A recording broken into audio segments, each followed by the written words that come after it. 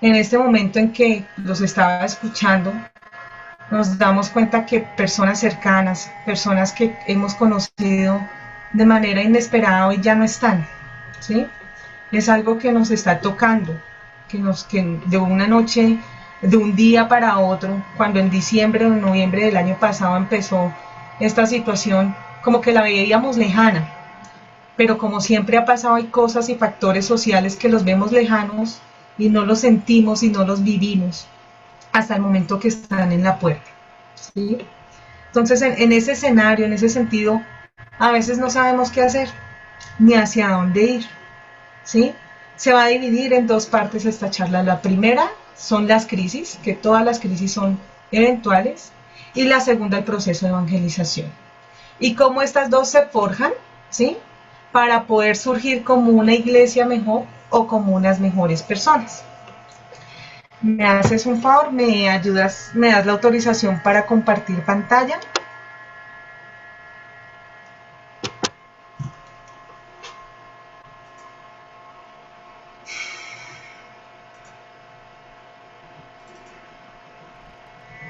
Listo.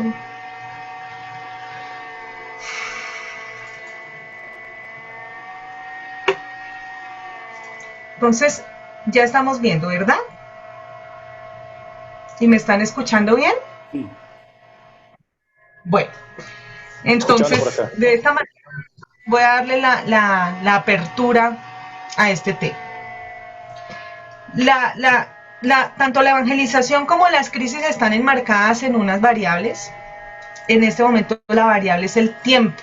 Estamos hablando de un tiempo de pandemia, después hablaremos de un tiempo mejor, como si quizás el tiempo que hubiese pasado hubiese sido peor, ¿cierto? Hablamos de volver al escenario normal, a algo anormal, ¿sí? Que son conceptos que de una u otra manera se viven de manera subjetiva. El tiempo no es estático, el tiempo es una variable que se vive de manera larga o de manera corta de acuerdo a la experiencia individual. Por eso puedo decir que es subjetivo. En esta medida, ¿cómo vivimos ese tiempo? Es cómo pensamos, cómo hablamos y cómo actuamos.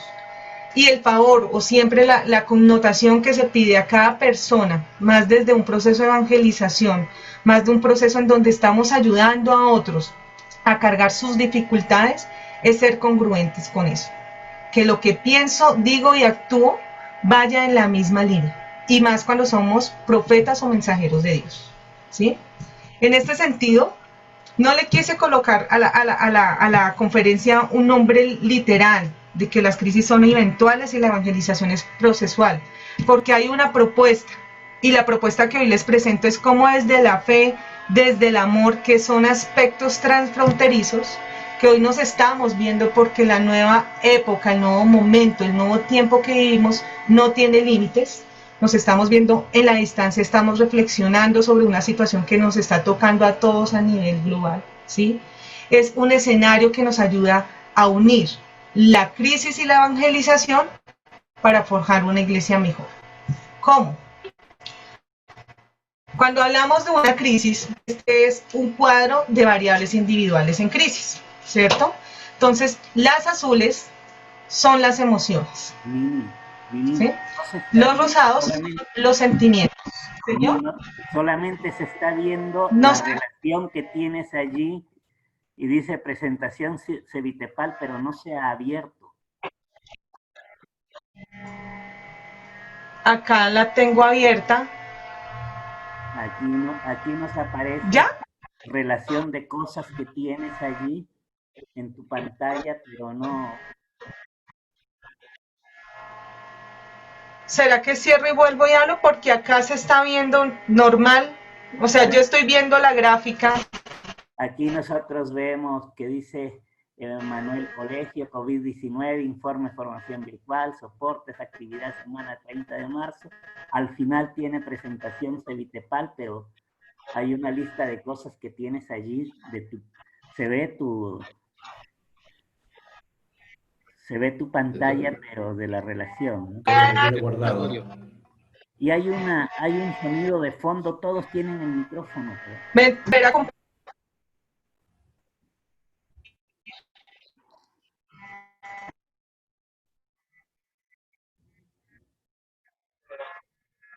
Aquí ya se ve la presentación. La volví a compartir. Dice que está iniciando, Nini. Ha empezado la función. Ahora sí. Otra cosa, Nini, todos tenemos el micrófono apagado, pero hay un ruido de fondo. Ese es de allí. Sí. No sé si es de ahí, depende de ti o de dónde es ese ruido. No es de aquí. Ahora me sale como si no estuviera Aquí sí yo adentro. Aquí sí vemos nosotros. ¿Ya les está saliendo presentación? Sí, variables individuales en crisis. Ahora sí. Exacto, listo. Pues, y el sonido pues no es de acá, yo creo que de pronto es alguna interferencia, no sé. Si es un micrófono, bueno, entonces continúo. Un momentito para hacer una prueba, Nini. Listo. ¿Tú escuchas el sonido también, Nini? Es el de ella. Realmente es el de ella. Listo, ya. Pero bueno, seguimos. ¿Ya? ¿Sabes qué? A la hora que tú apagas tu micrófono, ese ruido desaparece. Cuando tú enciendes tu micrófono, el ruido vuelve. Y ay, ¿cómo que le hago? Porque no aparece. O sea, yo acá como me siento normal. Ya. ¿Viste? Allí, por ejemplo, allí tú has apagado tu micrófono y ya no tenemos el ruido. Pero cuando tú enciendes tu micrófono, el ruido vuelve. Y hay, o sea, se te escucha cuando tú hablas, pero con ese ruido de fondo. No sé cuál ruido es. No sé, ¿será que cierro y vuelvo y entro? Sugiero que si tiene un auricular o manos libres lo pueda conectar. Puede ser problema de la computadora. Sugerencia. Pero no tengo manos libres porque preciso se me descargó. Voy a apagar, voy a cerrar y vuelvo a entrar. ¿Listo? Cierra y vuelve a entrar, a ver. Sí, gracias. Listo.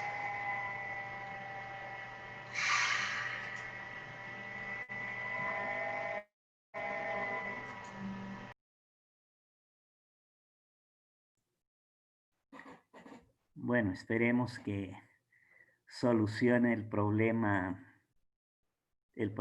técnico que tiene Nini. Y Padre Teddy, saludos de BBC.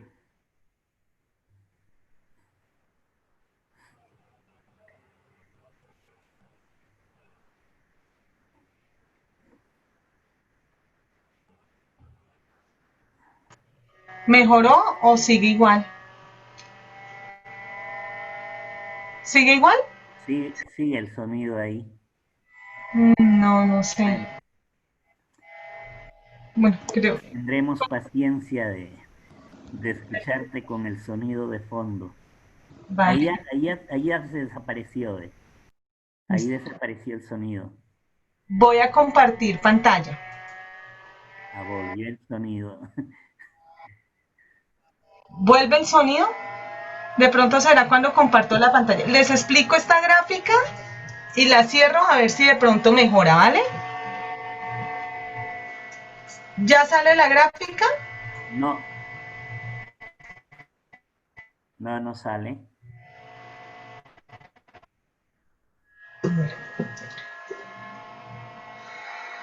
A ver. Y salen mis documentos. A ver. Documentos, sí. Tus documentos salen. Ahora sí parece que va a salir la gráfica ya. Ahora ya. Bueno, ya está entonces, la gráfica ahí. Esta es una gráfica que trato de mostrarles, explicándole cómo se fusionan tres aspectos, ¿no?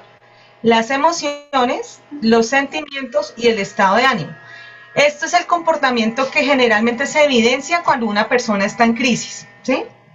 Entonces, las emociones se experimentan de una manera fuerte, suben y bajan de manera fuerte, que es lo que está pasando en este momento, ¿no? Los sentimientos se experimentan de una manera más suave, por eso los sentimientos son prolongados, ¿sí?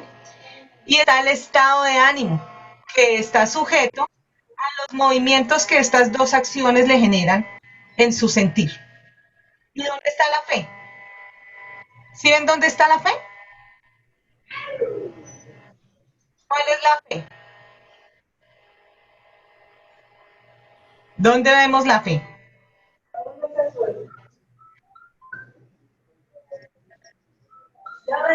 Nos damos cuenta, está en color cafecito, que es todo este campo experimental que nos sostiene. Con esto quiero decir que es la fe la que nos hace sostener y modular, es esa parte espiritual la que nos hace encontrar mediana o segura o establemente el equilibrio psicológico, personal, individual, ¿sí? Cuando las crisis están presentes, vemos en visión de túnel. ¿Qué es visión de túnel? Que solo veo una salida lejana, una luz muy lejana. Y eso es lo que nos pasa, porque tenemos en ese momento de crisis la incapacidad de pensar cuáles son las posibles soluciones para poder salir. Entonces, ¿cuál es el ejercicio del compromiso desde ahí, desde nosotros? De tratar de mostrar de que en toda crisis hay un aprendizaje, ¿sí? Tratar de ayudar a cargar la cruz de otros, aún conociendo que nosotros también tenemos miedo, conociendo que nosotros también nos pesa la cruz, pero conociendo la promesa que Dios nos dio, que es la vida eterna, ¿no? La primera sesión le preguntaban a René en donde cómo hacemos con el miedo si el miedo es real. Claro, el miedo es una variable real, pero la fe que nosotros estamos profesando es como la vacuna que nos ayuda a tratar de controlar ese miedo, ¿cierto? A tratar de mostrarle a las personas que hay otras posibilidades, ¿sí? Esas otras posibilidades, ¿cuáles pueden ser? Las que habla el Papa Francisco en el plan para resucitar, que es el amor, la fe y la esperanza, ¿sí? Además de que no podemos sentarnos a hablar o a escuchar a alguien basados en nuestros propios vacíos, en nuestros propios temores. Prácticamente, yo no sé, y hablo desde mi ignorancia, me imagino que cuando ustedes se fueron a presentar para ser sacerdotes o monjas, les preguntaron por qué, ¿sí? Seguramente la respuesta era porque quiero ayudar. Me preguntaron por qué quiere ser psicóloga.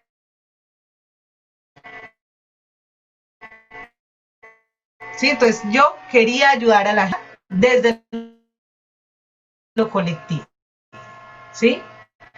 Pero siempre existe esa vocación de nosotros, esa acción de servicio hacia los demás para ayudar, aún reconociendo que hay momentos en los que nosotros como personas no estamos bien, ¿sí? Y que nosotros como personas también tenemos que aprender a identificar el cuándo no estoy bien y el cuándo de manera humilde puedo pedir y solicitar ayuda para poder seguir cargando esa cruz, ¿sí?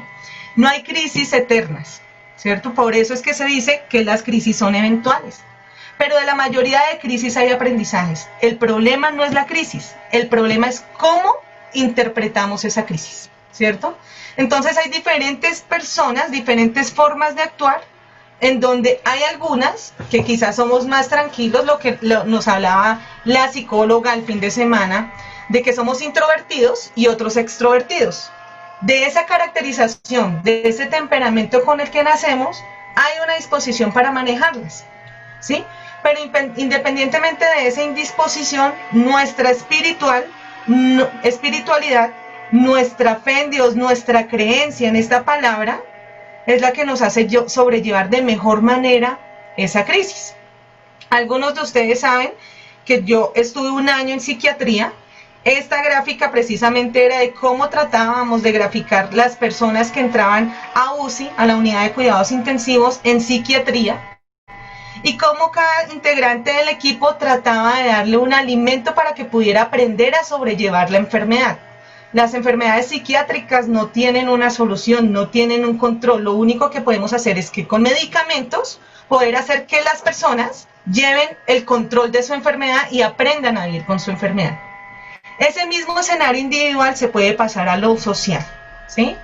Es decir, que la misión de nosotros como evangelizadores, como padres, como hermanas, ¿sí?, es ayudar a que el otro aprenda a vivir en esta situación, porque esta pandemia no es de meses, esta pandemia se proyecta 2, 3 años, hay consecuencias que aún no se han manifestado, ¿sí? Y si en este momento estamos así en crisis y no la estamos aprendiendo porque hay algo que nos sacudió, hay algo que nos inestabilizó, hay algo que nos está evaluando el nivel de que tenemos como personas, tenemos que darle de una vez unas tips, unas formas, unas herramientas desde la fe y del amor para que las personas aprendan a vivir en estado de pandemia, aprendan a vivir con esta crisis que no es de tiempo corto, que es de tiempo largo, que es necesario ver que al final del camino, ¿sí?, se empieza a valorar de una vida diferente desde ahora la vida y la muerte, ¿cierto? Por eso decimos, no podemos quedarnos en el dolor. Si nos quedamos en el dolor, nos estancamos. Si nos quedamos esperando la solución a largo plazo, nos estancamos, se muta el individuo. Es decir, que el aprender a vivir con la enfermedad, el aprender a vivir con el dolor, el aprender los aprendizajes, valga la redundancia del dolor, es lo que en este momento nos sacude. El proceso de evangelización en resiliencia. Es un proceso en donde tenemos que fortalecernos como individuos, como sociedad, para poder que todas las personas, nuestros siervos, las personas que nos siguen, el rebaño, no sean inmunes solo físicamente, sino también espiritual, psicológica y socialmente. Porque acá tenemos que recuperar varios aspectos que se han perdido dentro de la sociedad, con los que de una u otra manera aprendimos a vivir. Generalmente se escucha en el discurso es que es culpa de la pandemia, es culpa de la pandemia, pero yo creo que como humanos tenemos la tendencia de echarle la culpa a la situación, a las personas, a otras cosas de nuestras propias construcciones, de nuestro propio racionamiento, de nuestro propio impulso, ¿sí? En efecto hay una pandemia, claro, esa es la realidad. Se está muriendo gente que no esperábamos que se muriera, ¿sí? De la noche a la mañana ya esta persona no existe porque es de COVID.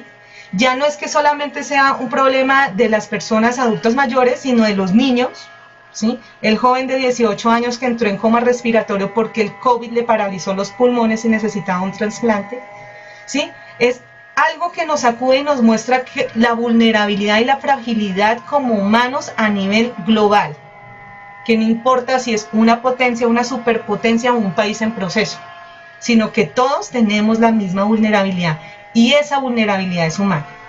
Esas consecuencias, como la pobreza, estas consecuencias de estos escenarios en crisis, ¿vemos esta nueva presentación?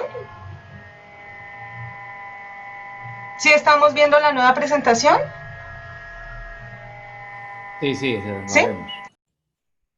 Estos escenarios que muestro en este momento que se dice en crisis son escenarios que siempre han estado, sino que de una u otra manera como que los naturalizamos, como que solamente nos dedicábamos a hacer las obras eventuales que teníamos que hacer, pero se formó el efecto de bola de nieve, que en este momento es donde ya no hay sostenibilidad, que en este momento es donde tenemos que ver de manera solidaria cómo se coopera para que no sean solo unos poquitos los que se salvan, sino que sean todos los que salimos adelante.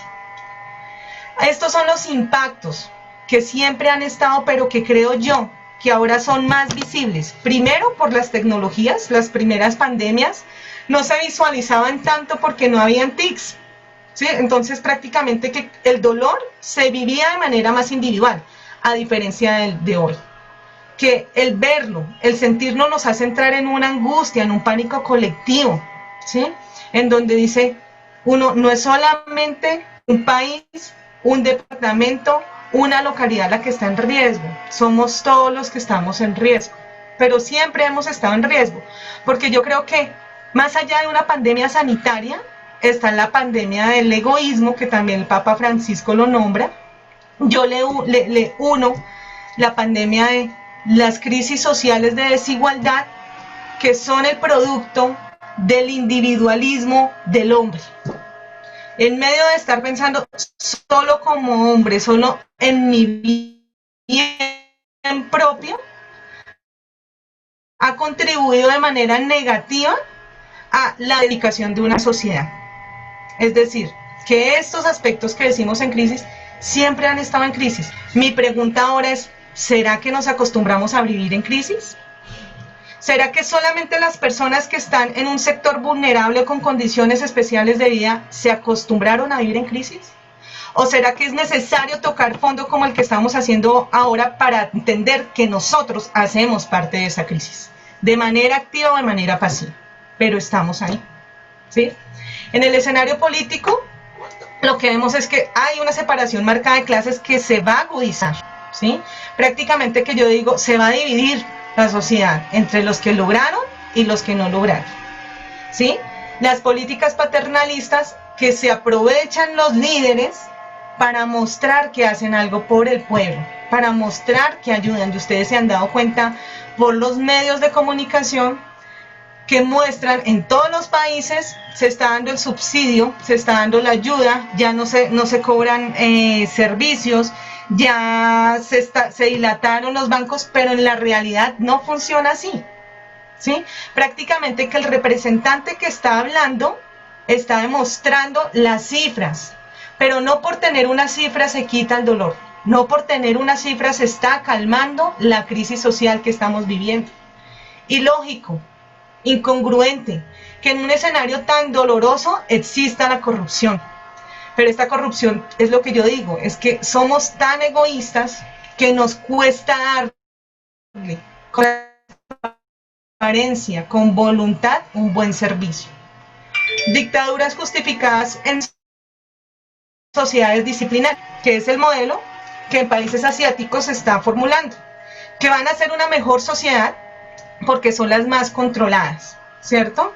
Pero esa sociedad ya no tiene una libertad, y eso es a lo que hoy estamos renunciando. ¿Qué nos duele en esta pandemia?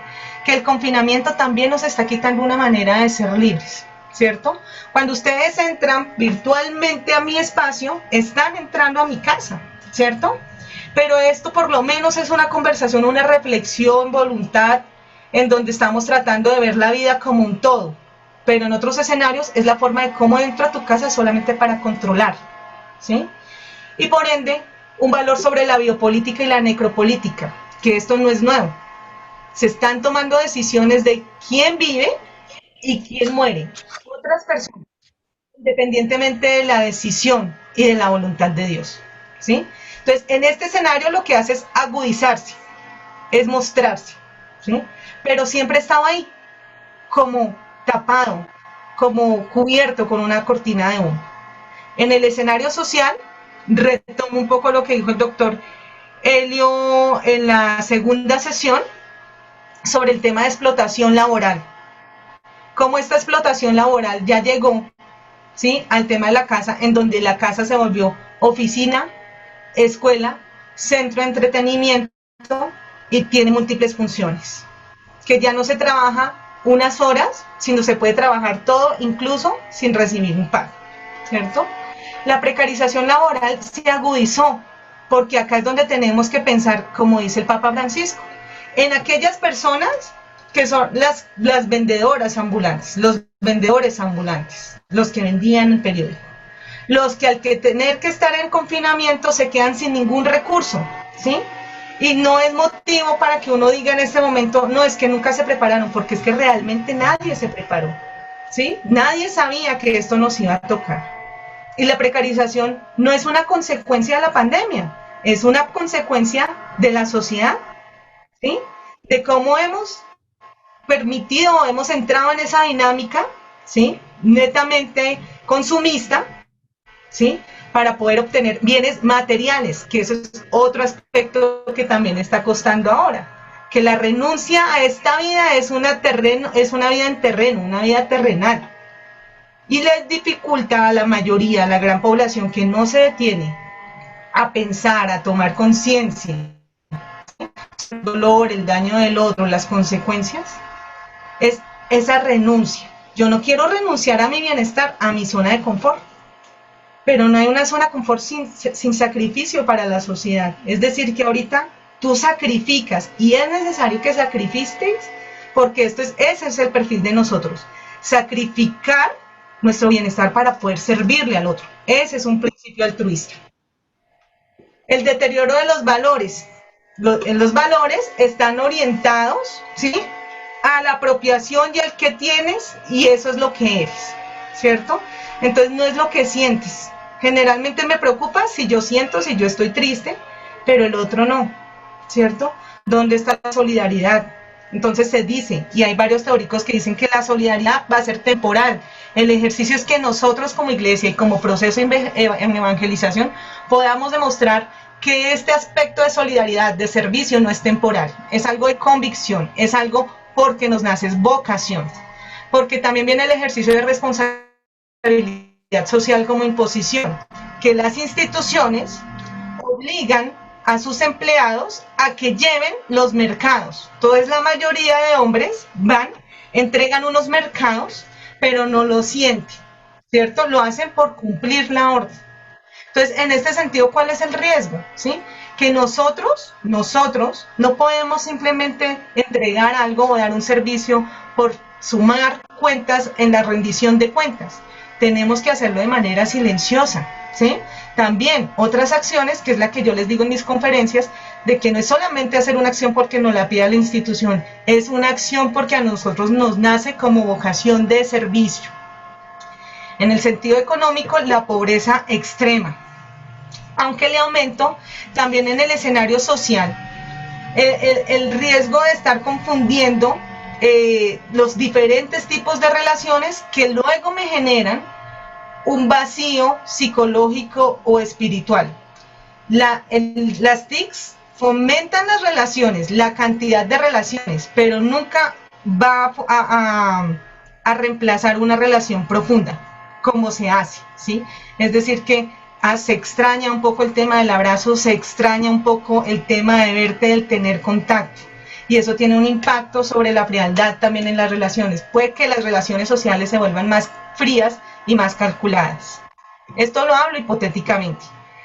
En el escenario psicológico, aumento de enfermedades mentales, ¿sí? Por el tema de si hay enfermedades de tipo afectivo, como la depresión, como la maniasis, como la esquizofrenia afectiva, se aumenta por el mismo encierro, por la misma crisis que hay en la familia, que de una u otra manera el encierro, ¿sí?, nos está obligando a este nivel de familia de manera obligada.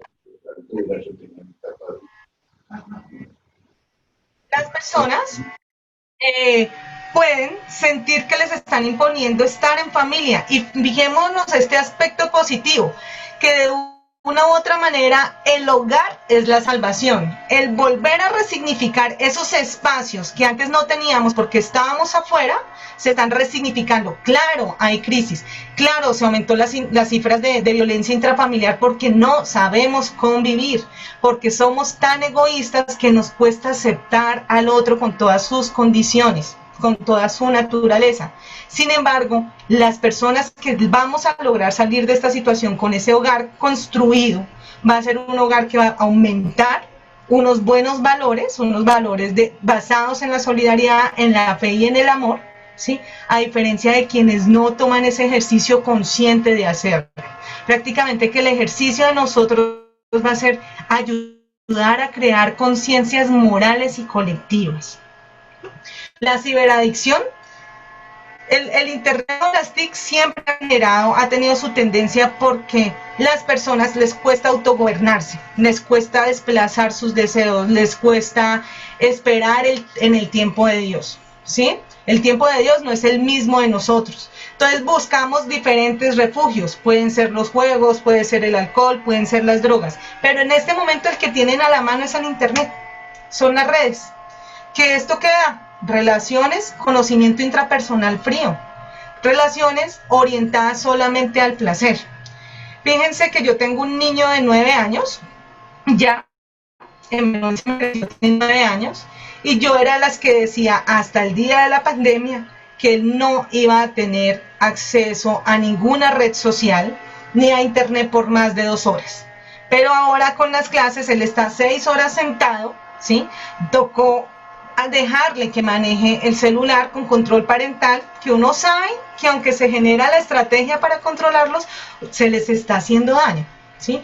Pero ahorita la obligación es consumirla, porque si no la consumimos, porque si no nos adaptamos, pues se corre el riesgo, ¿sí? Sin embargo, ustedes saben que hay muchas relaciones que si se vuelven adictivas, en donde ya las personas, incluso nosotros, corremos ese riesgo de estar todo el tiempo pegados a la red, puede ser que estemos generando una adicción. ¿Por qué? Porque estamos solos, porque estamos sintiendo más la soledad, porque estamos sintiendo más el miedo y estamos buscando una salida. Pero el peor refugio es la red, ¿sí? En esa manera lo veo como un aspecto negativo, ¿sí? Eso incide sobre la disfunción en la calidad de las relaciones afectivas. Pueden que estemos en el mismo escenario, pero si todos están en computadores diferentes, mirando cosas diferentes, no estamos compartiendo realmente. Se puede dar una falsa o una pseudo relación familiar. En el escenario espiritual, como factor protector, considero que en este momento es el momento para fortalecer la fe, ¿sí? Y para, desde nuestra propia experiencia, multiplicarla. Sin embargo, veo un aspecto negativo, que se pueden estar forjando falsas fes, estar moviéndose, ¿sí?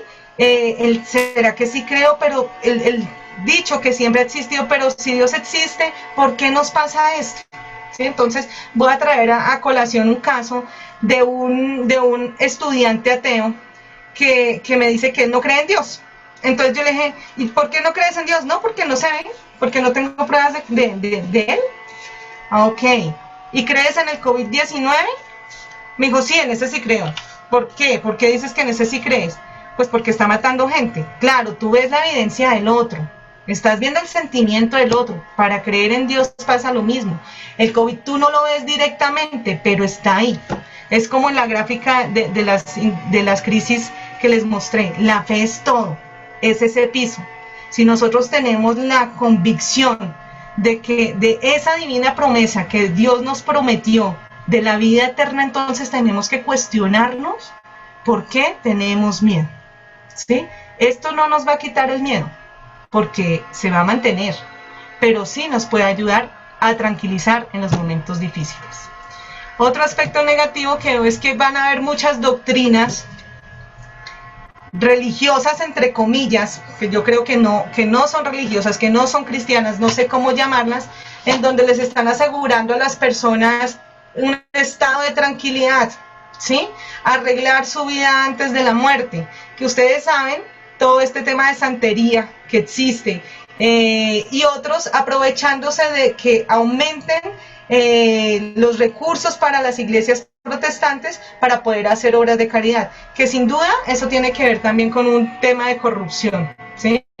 Entonces esos son aspectos que existen hoy, pero que se están agravando y que posiblemente no se van a solucionar con la voluntad de nosotros, pero nosotros sí vamos a contribuir que las personas que elegimos este camino podamos estar más tranquilos desde el ejercicio de la fe. Entonces, yo considero estas dos frases fue que Dios me las iluminó para colocarlas en esta ponencia. Entonces considero dos aspectos. La primera, que la evangelización es un proceso que implica la renuncia a las propias condiciones humanas, ¿sí? Renunciamos a veces incluso a lo que nosotros sentimos para poder contribuir a cargar la cruz del otro. Así tengamos miedo. Yo, así sea psicóloga, tengo miedo, ¿sí? Pero entonces ahí está mi salida, que la iglesia, ¿sí?, da explicación, la fe da explicación a cosas que científicamente y psicológicamente no hay respuesta, ¿cierto? A fenómenos que nunca la gente externa lo va a entender y lo van a llamar solamente como milagros, y siempre van a buscar la forma en cómo se pueda comprobar, ¿sí? Por esa misma incapacidad que tenemos, sesgados por los medios, por el mundo terrenal que no nos deja ver. Y dice la teoría de la cibernética, no hay peor ciego que el que no quiere ver su realidad, ¿sí? Nosotros podemos ayudar a que la gente encuentre la luz. Podemos contribuir a manejar un duelo anticipado. Cuando hablo de un duelo anticipado, es ese acompañamiento psicoespiritual que podemos hacerle a un familiar de alguna persona, ¿sí?, para poder mostrarle, ¿sí?, de una u otra manera que esa persona posiblemente va a dejar de existir. Eso duele porque a veces no son personas ajenas, a veces son personas de nuestra propia familia, ¿sí? Y en ese escenario, por medio de la oración, se hace un correcto acompañamiento. Y el segundo aspecto es que la esperanza es el mensaje. La esperanza es lo que nosotros llevamos. Nosotros no nos podemos dar por vencidos. Nuestros discursos no pueden ser fatalistas. Nuestros discursos siempre van a ser orientados al escenario de algo mejor, ¿sí? ¿Y cuál es el escenario que nos da eso? ¿Cuál es el núcleo de este mensaje? La fe, ¿sí? Siento que la fe es la que hace posible varios aspectos, genera movilizaciones. Puede que nosotros no podemos parar esta pandemia que es sanitaria, que es biológica, que es una realidad, pero sí podemos ayudar a calmar el dolor del otro, a que ese otro cargue su cruz, ¿sí? Y hacer un modelo de cómo nosotros como humanos estamos renunciando a nuestras propias características para poder ser honrados por medio del servicio, ¿cierto? Es decir, es como tenemos que hacer esa lucha para contraer lo que dijo el Papa Francisco, el peor virus, que es el egoísmo. Ese individualismo que ha sido tan marcado a lo largo del tiempo ha contribuido de manera negativa en que se habla de una sociedad, pero no es una sociedad con sentido. Es el momento de darle sentido a esa sociedad. Es el momento de resaltar que como individuos no estamos solos, ¿sí? Que cada acción que yo haga tiene una implicación, un efecto positivo o negativo para los demás, ¿sí? En ese sentido, la evangelización como proceso se fusiona también como un ciclo de la política. Entonces, toda política, programa o plan tiene unas fases. Un diseño, una implementación, una ejecución y una evaluación. Ese ciclo, ¿sí?, que se maneja también es el mismo ciclo que vamos a tener en la evangelización, porque vamos a estar diseñando nuevas estrategias para adaptarnos a la nueva metodología y a la nueva experiencia de vida y de mundo que tenemos, porque ya hablamos de una vida como un todo, ¿sí? Esa implementación es cómo de lo que yo diseñé, si funciona o no funciona en diferentes contextos, porque tenemos que adaptarlo de acuerdo a los contextos.